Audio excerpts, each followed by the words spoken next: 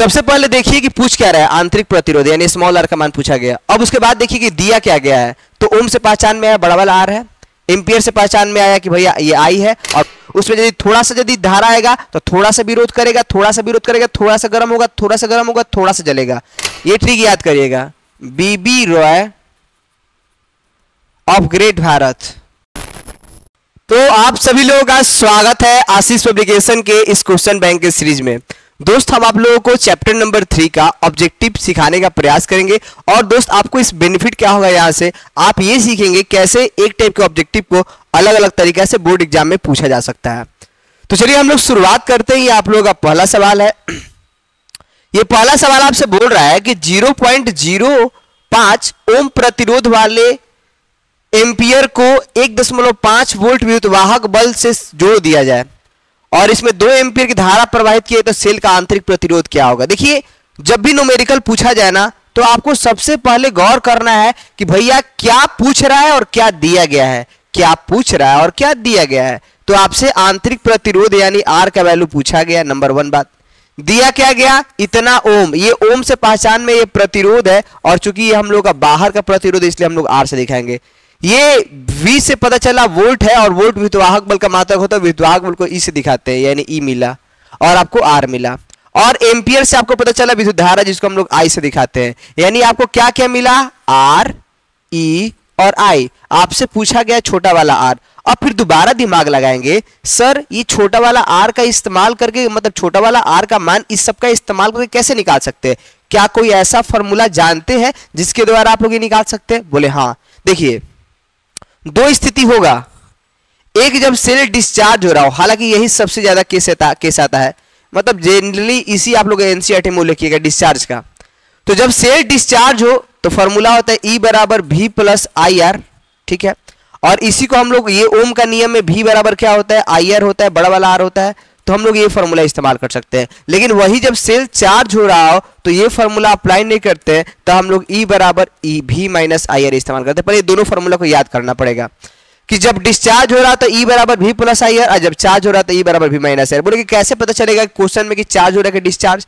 तो हम आपसे बोले कि यदि इसमें से ये बैटरी है, ये बैटरी से बाहर बल्ब जला रहे होंगे, तो बल्ब जला रहे होंगे तो भैया बैटरी डिस्चार्ज ही ना हो रहा होगा, यानी यदि बैटरी से धारा को बाहर निकाला जाए तो डिस्चार्ज होगा, और यदि उसके अंदर जाए तो चार्ज होगा। बोले इससे कैसे पता चला, तो देखिए इतना प्रतिरोध वाले एम्पियर को इतना वोल्ट के विद्युतवाहक बल से जोड़ दिया गया, और 2 एम्पियर की धारा परिपथ से बहती है, यानी इससे बाहर निकलता है, तो भैया डिस्चार्ज होगा, और डिस्चार्ज होगा तो हम लोग यही फॉर्मूला लगाएंगे, ठीक है।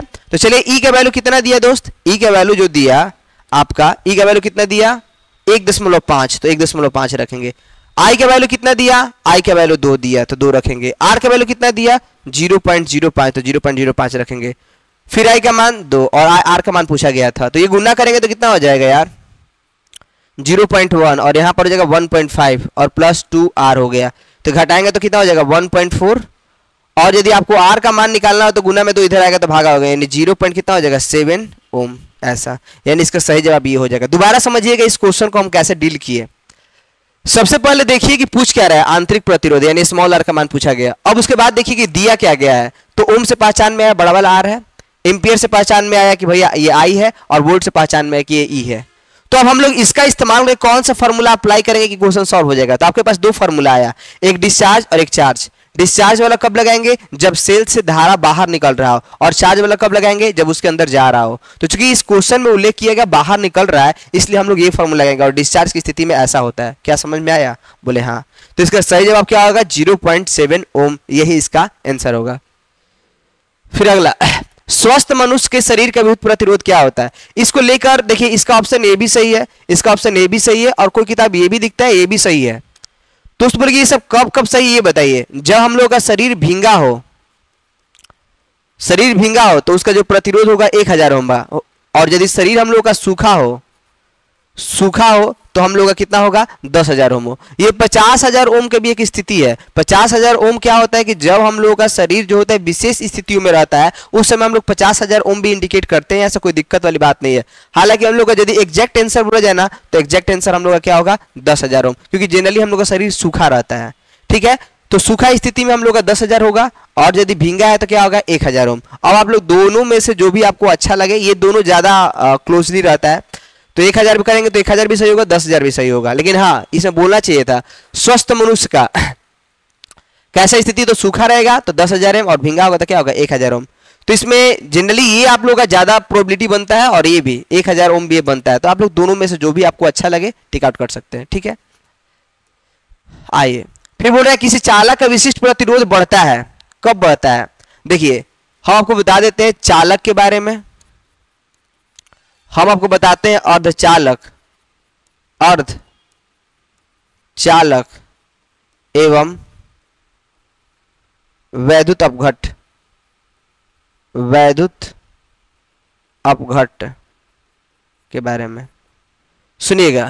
तो यदि चालक के बारे में बताएं तो तापमान बढ़ाएंगे तो प्रतिरोध या प्रतिरोधकता का मान क्या हो जाएगा?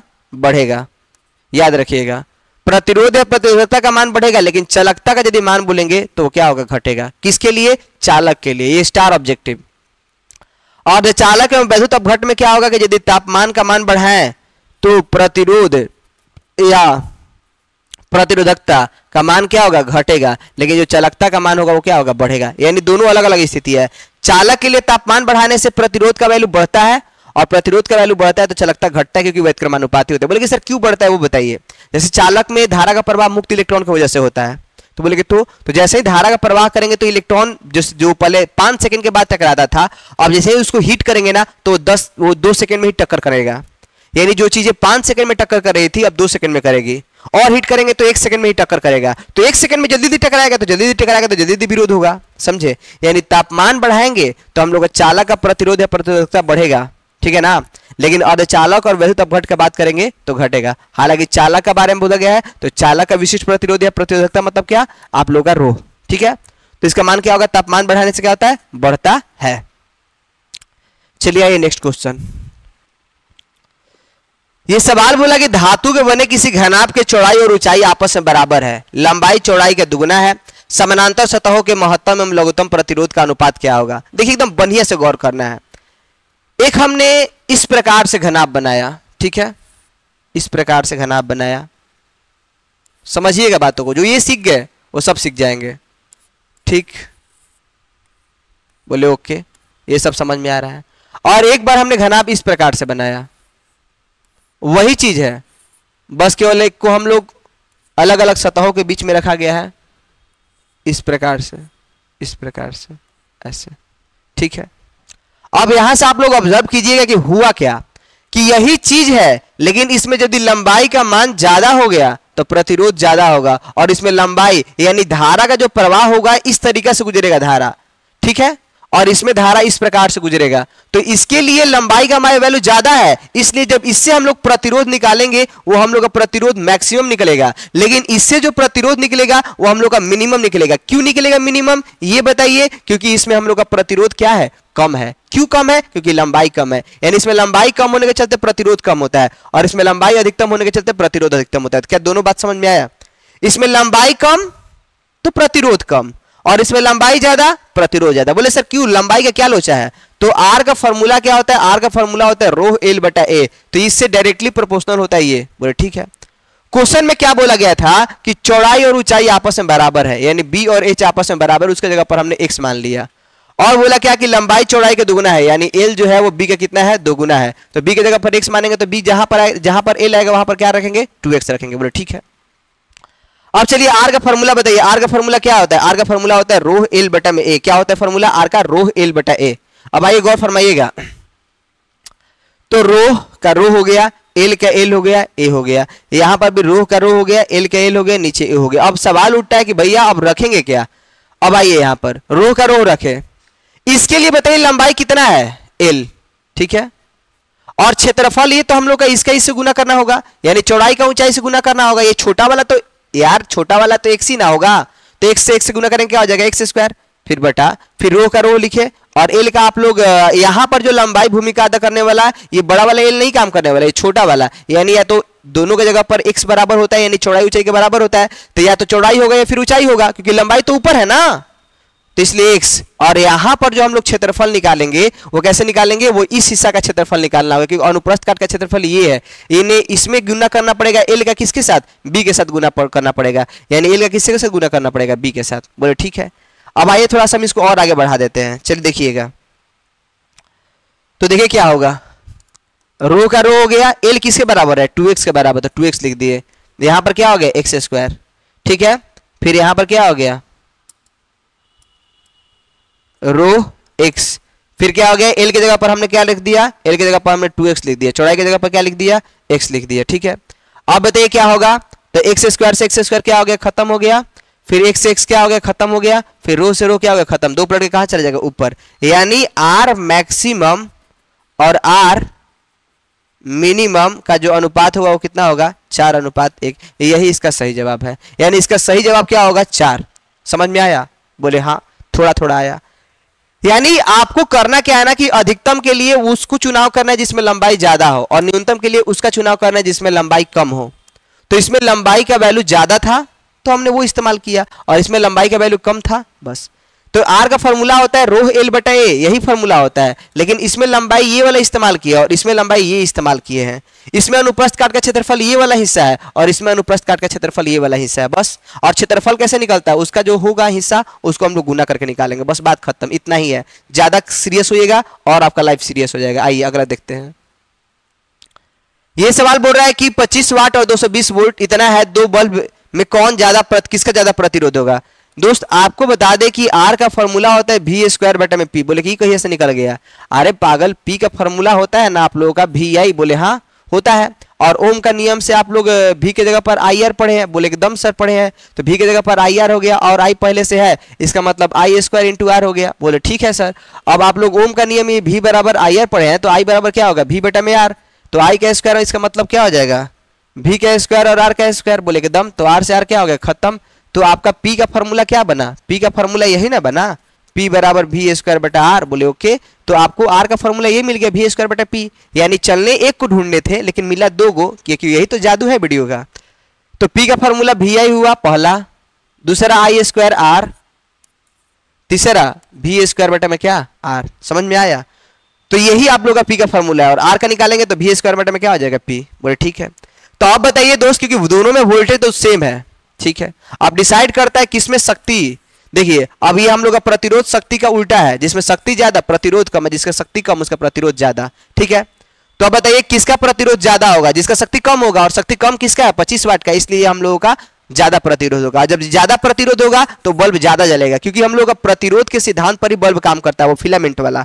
उसमें यदि थोड़ा सा यदि धारा आएगा तो थोड़ा सा विरोध करेगा, थोड़ा सा विरोध करेगा, थोड़ा सा गर्म होगा, थोड़ा सा गर्म होगा, थोड़ा सा जलेगा।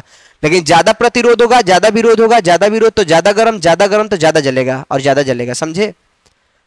तो किसका हम लोग का प्रतिरोध ज्यादा होगा, इसका, क्योंकि इसी का शक्ति कम है, ठीक है ना। इसका सही जवाब क्या होगा, 25 वाट। नेक्स्ट क्वेश्चन, प्रतिरोधकता के लिए कौन संबंध सही है, तो इसका सही जवाब क्या हो जाएगा, R जो होता है लंबाई के समानुपाती होता है।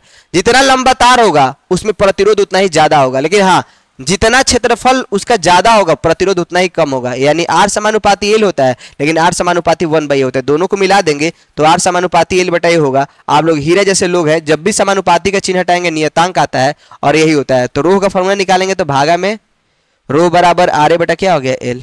कोई डाउट, यानी फॉर्मूला होगा क्या, आंसर नंबर A। आइए नेक्स्ट, ये आपसे बोल रहा है कि 3 प्रतिरोध है और उसको श्रेणी क्रम में जोड़ा जाए, ठीक है। तो प्रत्येक प्रतिरोध में क्या समान होता है, किसका अनुपात समान होता है। चलिए देखिए इस तरीके से, पहला, दूसरा, तीसरा, ये R1, ये R2, ये R3, ठीक है। तो देखिए यहां पर क्या है, प्रतिरोध समान होता है, का अनुपात समान होता है, भिन्न होता है, शून्य होता है, प्रतिरोध के मूल्य अनुपात में विभाजित होता है। ये आप लोगों का सवाल पूछा गया है। चलिए देखिए, तो यदि हम लोग इसमें धारा का यदि प्रवाह करें तो भैया जो धारा इसमें जाएगा वही धारा इसमें जाएगा, वही धारा इसमें जाएगा। लेकिन यदि मान लीजिए इसको हम लोग सप्लाई से जोड़ दे तो इसका सिरा अलग तरीका से जुड़ा हुआ है, इसका सिरा अलग, यानी इसमें वोल्टेज अलग अलग होगा। इसका वोल्टेज V1 होगा, इसका वोल्टेज V2 होगा, इसका वोल्टेज V3 होगा। आपसे कभी पूछ दे कि बताइए श्रेणी क्रम में किसका मान समान होता है, तो धारा का, और किसका मान अलग अलग होता है, तो विभवांतर का। बोले ठीक है, और जिसका मान अलग अलग है उसी को जोड़ना है, यानी V का मान अलग अलग है तो V1 + V2 + V3, ठीक है। और आप लोग भी का फॉर्मूला ओम के नियम जानते हैं, आई आर होता है। यहां पर क्या होगा, आई आर वन, यहां पर होगा आई आर टू, यहां पर होगा क्या, आई आर थ्री। कॉमन क्या है, तो यहां पर हो गया R one plus R two plus क्या हो जाएगा, आर थ्री। तो आई से आई क्या हो गया, खत्म। तो आर बराबर क्या हो जाएगा, R one plus R two plus R three. यानी आपसे यदि ये बोला गया कि R one R two R three यहां पर छूटा हुआ है श्रृंखला परिपथ में श्रेणी क्रम में जुड़ा हुआ है, तो प्रत्येक प्रतिरोध का अनुपात क्या होगा, यानी जो अनुपात होगा वो आप लोगों का क्या होगा, इक्वल होगा, यानी समान रहेगा। ठीक है, इसका क्या हो जाएगा, सही जवाब क्या होता है, समान होगा। ठीक है, नेक्स्ट। एन प्रतिरोधक को पहले श्रेणी क्रम में उसके बाद समानांतर क्रम में जोड़ा जाता है, अधिकतम एवं न्यूनतम। देखिए एक्चुअली क्या था ना कि यदि हम लोग श्रेणी क्रम में ऐसे जोड़ते ना, ऐसे श्रेणी क्रम में मान लीजिए ऐसे जोड़ देते थे, तो दो को जोड़ते तो श्रेणी क्रम के लिए हम लोग 2r लिखते हैं, और तीन को जोड़ते तो 3r, चार को लिखते 4r, और n को जोड़ते तो क्या होता है nr। लेकिन श्रेणी क्रम के लिए, समानांतर क्रम में हम लोग ऐसे उलट के जोड़ते हैं, पलट के लिखते हैं। ये आप लोग का संधारित्र नहीं है, ये प्रतिरोध है। संधारित्र आप लोग 12th क्लास में पढ़े थे, लेकिन श्रेणी क्रम समानांतर क्रम के बारे में 11th क्लास में पढ़े थे, लेकिन आप प्रतिरोध में तो ऐसा 1 में R1 प्लस 1 में R2 होता है। ठीक है, और मान लीजिए R1 R2 ना हो, ऐसा भी ना हो, ऐसा भी ना, केवल R और यहां पर R हो, तो आप लोग कैसे निकालेंगे, 1 में RP बराबर 1 कितना हो जाएगा, 2R। एलसीएम मार लेने पर आपको चाहिए RP, तो RP कैसे निकलेगा, 2 में क्या, R में क्या हो जाएगा 2, R में 2, RP बराबर R/2। जो 3 को होता है तो R/3, 4 को होता है तो R/4, और n को होगा तो R/n। यानी ये हम लोग का निकला समानांतर क्रम के लिए, ये हम लोग क्या निकला, श्रेणी क्रम के लिए। तो क्या बोला गया, अधिकतम। तो अधिकतम कौन होगा, श्रेणी क्रम वाला या समानांतर क्रम वाला, क्योंकि ये तो भाग देना है यार। इसमें जोड़ेंगे तो 4 4 8 मिलेगा, लेकिन इसमें 4 4 को जोड़ेंगे ना तो 1/2 मिलेगा, समझे, यानी 2 मिलेगा डायरेक्टली। बोले ठीक है, आइए यहां पर करते हैं। तो अधिकतम के लिए क्या हो जाएगा, R, और यहां पर क्या हो जाएगा दोस्त, S n R, और समानांतर क्रम समानांतर क्रम के लिए हो जाएगा क्या, R/n। तो RS यानी अधिकतम ऊपर हो गया, RP यानी न्यूनतम हो गया, तो NR का NR हो गया, बटा मतलब क्या होता है, भागा, और जब वही भागा को गुना में करेंगे, n है यहाँ पर, तो आप लोगों का गुना करेंगे तो n ऊपर आ जाएगा और r कहाँ आ जाएगा, नीचे। r से r क्या होगा, खत्म, यानी n² अनुपात 1 हो जाएगा। इसका सही जवाब क्या हो जाएगा, n² अनुपात 1। यही सवाल का जवाब है। आइए, बोल रहे हैं कि किसी चालक की वोल्टता V और धारा I के बीच ग्राफ एक सरल रेखा है, तो बताना है कि y अक्ष से जो थीटा कोण बनाता है वो किसको बताएगा। ठीक है, आइए हम बताते हैं। तो सबसे पहले हम लोग ग्राफ खींचते हैं। ये आप लोग 10th क्लास में पढ़ना था। नीचे भी विभवांतर होता है, ऊपर धारा होता है। जो इसका ग्राफ होता है V समानुपाती I होता है, समानुपाती का चिन्ह हटाते हैं, नियतांक आता है V बराबर IR। ठीक है, तो ये जो ग्राफ बताता है वो आप लोग का ओम का नियम, यानी यही हम लोग का रियल में ग्राफ है। ठीक है, और इसमें y अक्ष कौन है, ये है, और x अक्ष हम लोग का ये है।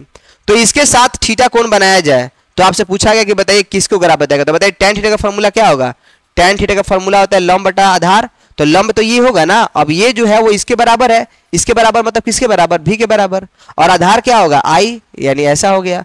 और आप लोग इस फॉर्मूला से निकालिएगा v बटा I, तो किसके बराबर होगा, r के बराबर। यानी आपसे पूछे कि v/I या फिर r किसके बराबर होगा, तो tan थीटा के बराबर होगा, समझे। tan थीटा का फॉर्मूला लंब बटा में क्या हो जाएगा, आधार। वही फॉर्मूला रखे और गुना भाग की और आंसर को लाए हैं। ठीक है, क्या कोई डाउट। नेक्स्ट बोल रहा है कौन सा प्रतिरोध को व्यक्त करता है, तो हमने पीछे बताया हुआ R बराबर क्या, रो L बटा में A। नेक्स्ट, ये आप लोगों को ट्रिक से याद करना है। देखिए ये ट्रिक याद करिएगा, B B Roy of great Bharat, of great Bharat has very good wife. तो बी मतलब क्या हुआ, ब्लैक, बी मतलब ब्राउन, आर मतलब रेड, ओ मतलब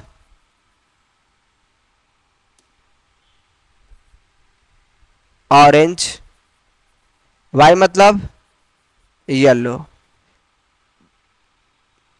जी मतलब ग्रीन,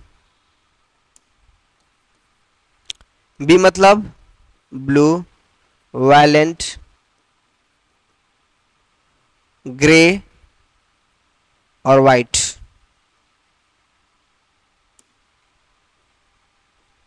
इसका ट्रिक है, इसके लिए कोडिंग ऐसे होता है 0 1 2 3 4 5 6 7 8, 8 ही हुआ, कोई छूट गया, दोबारा 0 1 2 3 4 5 6 7 8 9, यही इसका कोड है। आप लोग इस ट्रिक को याद कीजिएगा। B B Roy of great Bharat has very good wife.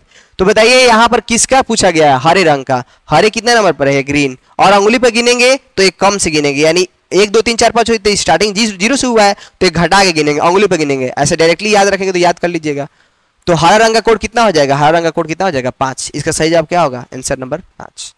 आइए नेक्स्ट, कार्बन प्रतिरोध में पीला रंग। तो ऐसे आप लोग बताए ना, BBROY। ऐसे 0 से स्टार्ट करेंगे, 0 से स्टार्ट करेंगे तो 0 1 2 3 4 कितना हो जाएगा? 4। और उंगली पर 1 2 3 4 5 स्टार्ट करेंगे तो घटा के बोलेंगे, ठीक है ना। तो आपका आंसर क्या हो जाएगा? आंसर नंबर क्या हो जाएगा? 4। नेक्स्ट, विद्युत का सबसे अच्छा चालक कौन सा होता है? तो आप लोग जानते हैं 10th क्लास में पढ़े होंगे, क्या? चांदी सबसे अच्छा चालक होता है। नेक्स्ट, बोल रहे किलोवाट घंटा किसका मात्रक होता है? अच्छा, किलोवाट का मतलब, वाट मतलब तो पी, और समय मतलब क्या? घंटा। तो कौन ऐसा फॉर्मूला जिसमें पीटी होता है? तो आप लोग चलिए देखते हैं पी का फॉर्मूला क्या होता है। आप तो W/T पढ़े हैं, तो भागा में टी इधर जाएगा तो गुना में, यानी यार कार्य या ऊर्जा का मात्रक होता है क्या? किलोवाट घंटा। कार्य या ऊर्जा का मात्रक क्या होता है? किलोवाट घंटा। इसका सही जवाब क्या हो जाएगा? इसका सही जवाब हो जाएगा क्या? ऊर्जा का।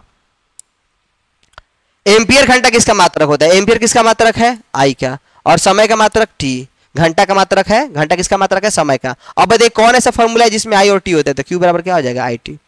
नेक्स्ट, हीट स्टोन ब्रिज से क्या नापा जाता है? तो हीट स्टोन ब्रिज जो होता है इस प्रकार से आप लोगों को बहुत ही बार पूछता है आप लोगों का सवाल। इस तरीके का सवाल बहुत बार पूछता है, ठीक है ना। तो कभी भी ऐसा सवाल यदि दे तो यहां पर आप लोगों का प्रतिरोध जरूर लगाएगा। 1 2 3 4। यदि यहां पर दे दिया 4 ओम, यहां पर 8 ओम, यहां पर 10 ओम, यहां पर 20 ओम। कभी भी ऐसा सवाल दे जिससे प्रतिरोध का अनुपात बराबर और बीच में, यानी इसका 4 दूनी का 8, 10 दूनी का 20। यदि प्रतिरोध का अनुपात बराबर है तो बीच में धारा का प्रवाह नहीं हो रहा है, ठीक है। और उल्टा सवाल पूछ सकता है कि यदि बीच में धारा का प्रवाह नहीं हो रहा है और आपसे बोल देगा कि इसका मान बताइए, इसका मान कितना होगा, इसका मान कितना होगा, ठीक है। ये भी सवाल पूछ सकता है। तो कैसे करेंगे? तो हम लोग बोलेंगे कि हीट स्टोन ब्रिज के सिद्धांत के अनुसार प्रतिरोध का अनुपात बराबर होगा, इसको हम लोग x मान लेंगे। तो 4/8 और x बटा में क्या? 20 बराबर होगा। चलिए x का मान निकालना है, तो 4 गुना क्या हो जाएगा? 20, और बटा में कितना हो जाएगा? 8। तो निकल जाएगा 20 चौका 80, यानी x बराबर कितना हो जाएगा? 10 ओम। समझ में आया? यानी या तो अनुपात बराबर करके बीच में धारा पूछेगा तो 0, या फिर बीच में धारा देकर क्या बोलेगा? प्रतिरोध का अनुपात बराबर होगा। और हीट स्टोन ब्रिज से क्या नापा जाता है? हीट स्टोन ब्रिज से उच्च प्रतिरोध और निम्न प्रतिरोध दोनों को नापा जाता है। इसका सही जवाब क्या होगा? Answer number C. क्या कोई डाउट है? नेक्स्ट, हीट स्टोन ब्रिज से किसका तुलना किया जाता है? उसी का हम लोग तुलना करेंगे। किसका? तो हीट स्टोन ब्रिज से हम लोग प्रतिरोध का, आंतरिक प्रतिरोध का तुलना करते हैं, ठीक है ना। ओके, नेक्स्ट, बोल रहा है कि 40 वाट और 60 वाट के दो बल्ब को 220 वोल्ट से जोड़ा गया, प्रतिरोध का अनुपात क्या होगा? ये सवाल बहुत कमाल का है, और ये थोड़े से लोग जो कंफ्यूज हो जाते हैं ना, वहां पर पूरा तरीका से बदल जाता है मामला। देखिए, पहला यदि ये बोला गया 220 वोल्ट के स्रोत से जोड़ा गया है ना, तो यही से पकड़ में आता है कि जो हम लोग घर पे जो बल्ब जोड़ते हैं वो श्रेणी क्रम में जोड़ते हैं कि समानांतर क्रम में। यदि श्रेणी क्रम में मान लीजिए बल्ब जोड़े, यहाँ पर बाथरूम में जोड़े हैं, अपने घर में जोड़े हैं, किचन में जोड़े हैं, और मान लीजिए कि आपका बाथरूम का लाइट कट गया, यानी बल्ब जल गया, फिलामेंट टूट गया, तो ये भैया आगे सप्लाई होने वाला नहीं है। एक बल्ब के टूटने से आपके घर का पूरा लाइट चला जाएगा। कब? जब श्रेणी क्रम में जोड़ेंगे तब। लेकिन क्या ऐसा होता है? नहीं, समानांतर क्रम में जोड़ा जाता है, इसीलिए ऐसा नहीं होता है। तो जो ये हम लोग जो बल्ब को जोड़ेंगे, जो बल्ब को हम लोग जोड़ने वाले हैं, वो कैसे जोड़ेंगे? हम लोग बल्ब को जो हम लोग जोड़ेंगे वो कैसे जोड़ेंगे? तो हम लोग का किस क्रम में जोड़ेंगे? तो हम लोग का समानांतर क्रम में। ये वाला हम लोग का कितना है? 40 वाट, और ये कितना है? 60 वाट। और कितना वोल्ट से जुड़े हैं? 220 वोल्ट से जुड़े हुए हैं, ठीक है। तो प्रतिरोध का अनुपात, यानी यहां पर आपसे अनुपात पूछा है, यानी यहां पर R1 और यहां पर क्या होगा? R2, यही अनुपात पूछा गया। तो आप लोग फॉर्मूला पढ़े हैं, P बराबर होता है V² बटा में R, एकदम सर। तो R का फॉर्मूला निकालेंगे तो R1 बराबर होगा V² बटा में P1, और R2 का होगा क्या? V² बटा में क्या? P2। बोले ठीक है।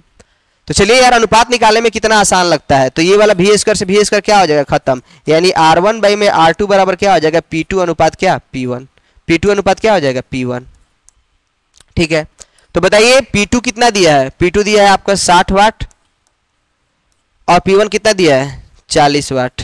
तो 0 से 0 खत्म, यानी 3 बटा में कितना हो जाएगा? 2। इसका सही जवाब क्या हो जाएगा? 3/2। ठीक है, लेकिन वही यदि आप लोगों का ये समानांतर क्रम ना देता, श्रेणी क्रम में देता, तो हम लोग ये फार्मूला अप्लाई नहीं करते, क्योंकि ये वाला फार्मूला इसलिए अप्लाई करें क्योंकि वोल्टेज सेम है।